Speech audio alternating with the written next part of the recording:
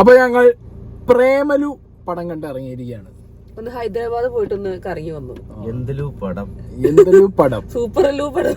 അതായത് രോമാഞ്ചം കഴിഞ്ഞതിന് ശേഷം ഞാൻ തിയേറ്ററിൽ ഏറ്റവും കൂടുതൽ അട്ടഹസിച്ച് ചിരിച്ച അല്ലേ, അത് മനസ്സിലായി. ഒരു പൊടിക്ക് വേണമെങ്കിൽ രോമാഞ്ചത്തിനേക്കാൾ കൂടുതൽ അട്ടഹസിച്ച് ചിരിച്ച സിനിമ എന്ന് പ്രേമലുവിന് പറയാൻ പറ്റും.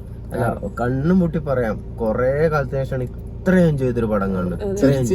ചിരിച്ച് ഒരു വഴിക്ക്. അത് മെയിൻ ആയിട്ടൊരു കാര്യം പറയാലോ, നെസ്ലിൻ ഇപ്പൊ തണ്ണീർമത്തൻ ദിനങ്ങളല്ലേ, അതിന്ന് നെസ്ലിൻ എന്താണോ നമുക്ക് ഒരു ഡോസ് തന്നത്, അതിന്റെ ഒരു ഓവർ ഡോസ് ആയി കിട്ടിയത് അല്ലേ. ഭയങ്കര ഉണ്ടോ നെസ്ലിന്റെ, ഭയങ്കര രസമായിരുന്നു. ഓരോ കൗണ്ടേഴ്സും മൈന്യൂട്ട് സാധനം. ഈ അടുത്ത് വന്ന ചെറുപ്പക്കാരിൽ ഏറ്റവും കൂടുതൽ അല്ലേ ഫാൻ ബേസ് ഉള്ളതും അടിപൊളിയുള്ളതും ഒക്കെ ഭയങ്കരമായിരുന്നു കേട്ടോ. നെസ്ലിൻ ഒരു രക്ഷയുണ്ടായിരുന്നു. നെസ്ലിന്റെ ആറാട്ട് വിളയാട്ടായിരുന്നു.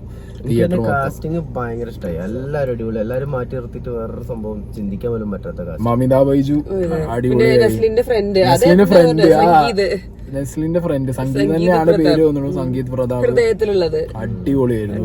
അവർ രണ്ടുപേരും കോംബോ അടിപൊളിയായിരുന്നു. ഭയങ്കര വൈബായിരുന്നു. അതായത് ഒരു രക്ഷയില്ല കോംബോ. ഭയങ്കര ശരിക്കും ആക്ടറും ആക്ട്രസും തമ്മിലുള്ള കോംബോനേക്കാളും അതെ, അത് ഞാൻ പറയാൻ നിൽക്കുന്നത്. ആ ഒരു നെസ്ലിനും ഇവളെ തമ്മിലെ സീനിക്ക് ഇതെന്തൊന്നും വേഗം കഴിഞ്ഞിട്ട് വേണം മറ്റവരെ കോംബോ ഒന്ന് വന്നാൽ മതിയെന്ന് വിചാരിച്ച് ഇങ്ങനെ നിക്കണ്. ഒരു പഴയ നിവിൻ പോളി അജുവർഗീസ് കോംബോ അല്ലേ, അങ്ങനത്തെ ഒരു സാധനം കിട്ടിയിരുന്നു.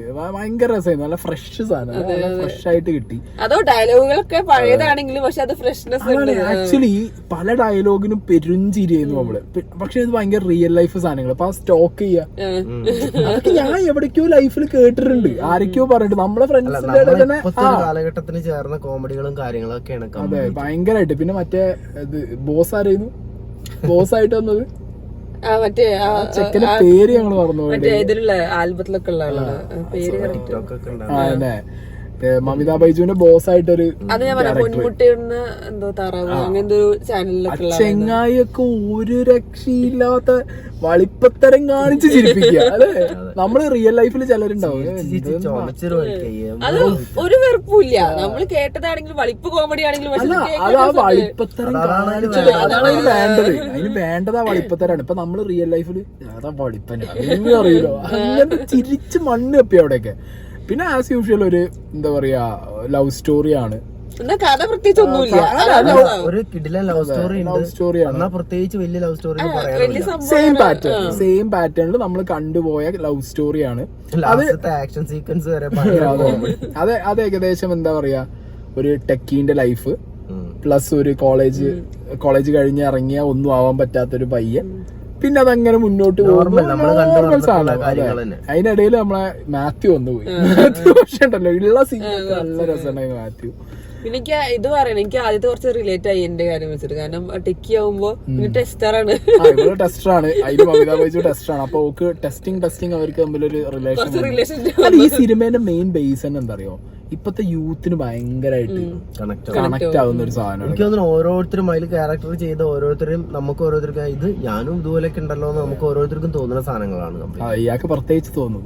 One side love is very painful. ഇയാളെ ആ സമയത്ത് മെസ്സേജ് എന്ത് ഈ കുട്ടി റിപ്ലൈ തരാത്തതുണ്ട്. ആൻഡ് വേറൊരു കേസ് പറയാം, ഇതില് പാട്ടുകളൊക്കെ ഭയങ്കര രസമുണ്ടായിരുന്നു. കുറച്ച് തെലുങ്ക് മിക്സ് ആക്കിയിട്ട് എനിക്ക് ആ രണ്ടാമത് മിനി കൂപ്പർ സോങ് ഭയങ്കര നല്ല രസമുണ്ടായിരുന്നു. Mini Cooper song. And all ടോട്ടാലിറ്റിയിൽ നോക്കിക്കഴിഞ്ഞാൽ എവിടെയും എന്താ പറയാ ഒരു സിറ്റുവേഷണൽ കോമഡിയാക്കാ കൂടുതലായിട്ട് എവിടെയും കോമഡിക്ക് വേണ്ടി കോമഡി കുത്തിക്കില്ല. സിറ്റുവേഷണൽ കോമഡി സിനിമയിൽ ആകെ ഒരു നെഗറ്റീവ് പറയാനുള്ള മീനാക്ഷിനെയാണ്. എനിക്ക് ഇഷ്ടമായില്ല മീനാക്ഷിന്റെ ക്യാരക്ടർ. അല്ല, മീനാക്ഷിന്റെ ക്യാരക്ടറിനൊന്നും ചെയ്യാനില്ല. ബേസിക്കലി മീനാക്ഷിന്റെ ക്യാരക്ടർ വെറുതെ പ്ലേസ് ചെയ്താണ് അല്ലേ. ഒരു ആവശ്യം ഉണ്ടായിരുന്നില്ല മീനാക്ഷിന്റെ ക്യാരക്ടർ. കാരണം മീനാക്ഷിയെ പോലെ ഒരാളെ കൊണ്ടുവന്നിട്ട് ആ ക്യാരക്ടർ അത്ര ഇമ്പോർട്ടന്റ് ഉള്ള ഒരു ക്യാരക്ടറും അല്ല. പിന്നെ ഇമ്പോർട്ടന്റ് ഇല്ലേന്ന് വെച്ച് കഴിഞ്ഞാൽ ഓക്കെ, സിനിമ അവസാനിക്കുമ്പോ നമുക്ക് ആ ഒരു ക്യാരക്ടറിന്റെ ഒരു ഇത് കാണാന്നല്ലാതെ, കാരണം അത് മീനാക്ഷി അല്ലെങ്കിൽ വേറൊരാളെ കാസ്റ്റ് ചെയ്യായിരുന്നു.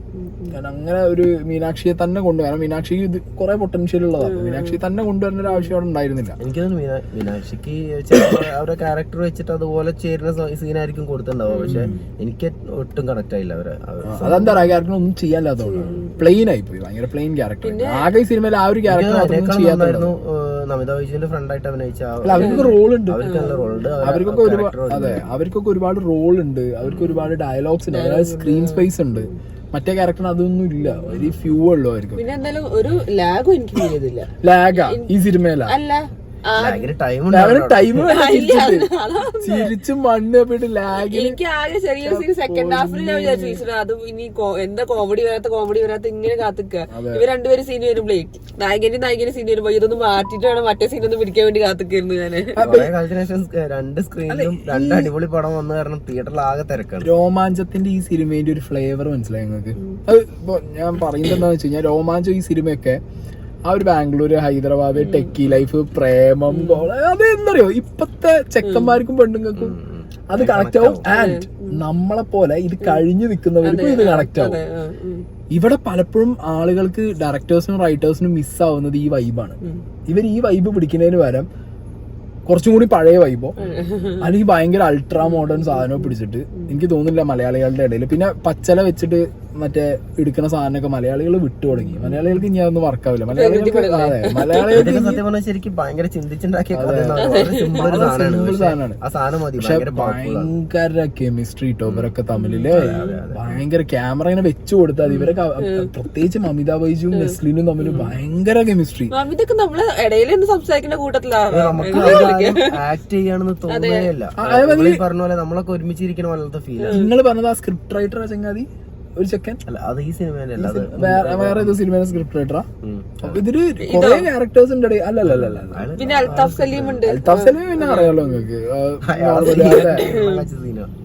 എല്ലാ സീനല്ല ഒരു സീന് പോലെ ഒരു എനിക്ക് കുറച്ച് ലാഗ് തോന്നിയത് ഈ പെണ്ണിന്റെയും ചെക്കന്റെയും നായകന്റെയും കോമ്പോ സീനാണ്. ഞാൻ പറഞ്ഞില്ലേ എനിക്ക് അതല്ലാതെ മറ്റേ സീനുകളാണ് കണ്ടോണ്ടേ ഇരിക്കാൻ തോന്നി. എനിക്ക് സിനിമ കഴിയാതെ നല്ല ആഗ്രഹമായിരുന്നു ശരിക്കും.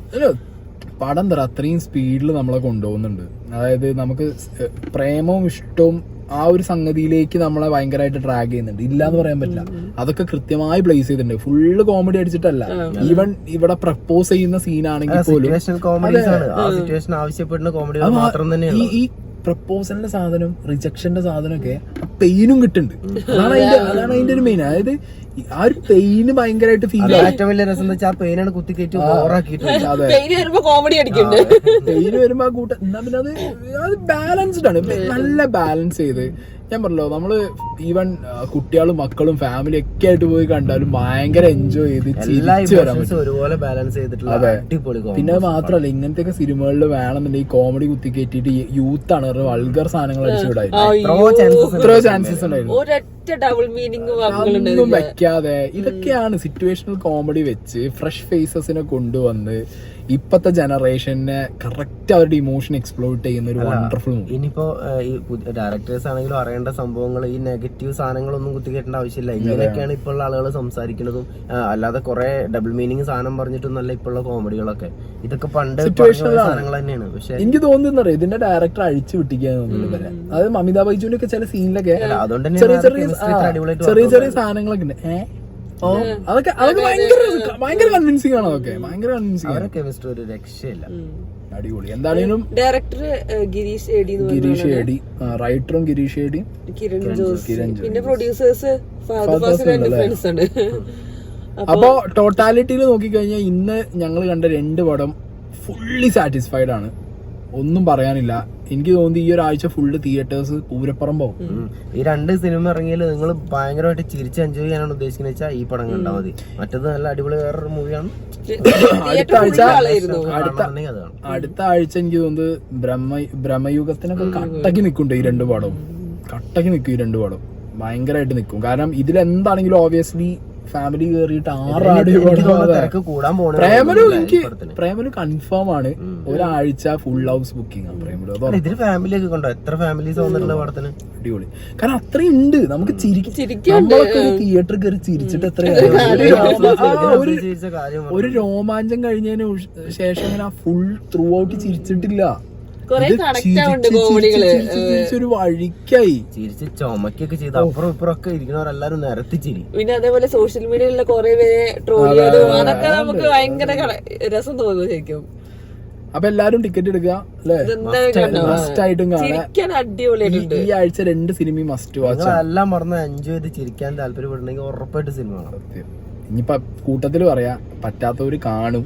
അവരോടൊന്നും പറയാനില്ല. പ്രത്യേകിച്ചൊന്നും പറയാനില്ല.